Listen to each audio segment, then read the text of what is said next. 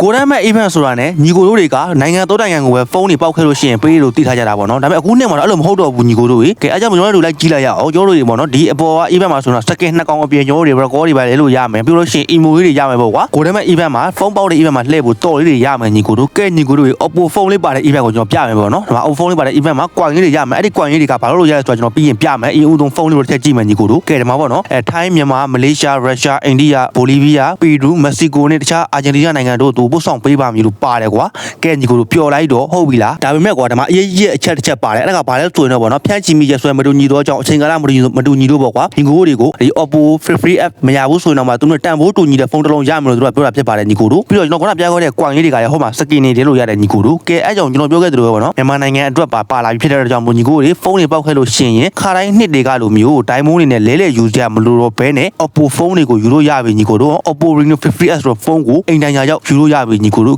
မိနစ်က event နေတဲ့ဆိုင်ဟိုဒီ event လေးကပို့ပြီးတော့ကောင်းလာမယ်လို့ထင်တယ်ပြီးတော့ကျွန်တော်တို့မှာ golden man event ကအပေါ်ပိုင်းအချမ်းမှာဆိုရင်တော့ကျွန်တော်တို့ second 2ကောင်ပါသေးတယ်ညီကိုတို့သူ့ရဲ့ draw alike ပေါ့နော် point alike reward တွေရတော့မှာဖြစ်တဲ့အတွက်ကြောင့်မလို့ညီကိုတို့ဒီခုနှစ် golden man event မှာစောင့်ဝမ်းတိုင်လို့ပြောရမယ်အခုဒီဗီဒီယိုကိုကြည့်နေတဲ့ညီကိုတွေလည်းအခုနှစ်မှာလုံးဝကန်ကောင်းပါစီလို့ကျွန်တော်ဆုတောင်းပေးပါတယ်ဘာဖြစ်လို့လဲဆိုရင်တော့အခုနှစ်မှာမြန်မာနိုင်ငံအတွက်ပါတရားဝင်ချပေးတာဖြစ်တဲ့အတွက်ကြောင့်မလို့ကန်ကောင်းကြပါစေညီကိုတို့ကျွန်တော်ရဲ့ channel လေးကိုလည်း subscribe လေးတွေမနှိပ်ကတည်းနှိပ်ခဲ့ပေးလိုက်ကြပါဦးကဲကျွန်တော်ရဲ့ဗီဒီယိုလေးကိုစောင့်ကြည့်ပေးကြတဲ့ညီကိုတို့အားလုံးကိုကျေးဇူးရမ်းတင်ပါတယ်ဗျကျွန်တော်ကတော့မောင်ဝင်းရှာပါ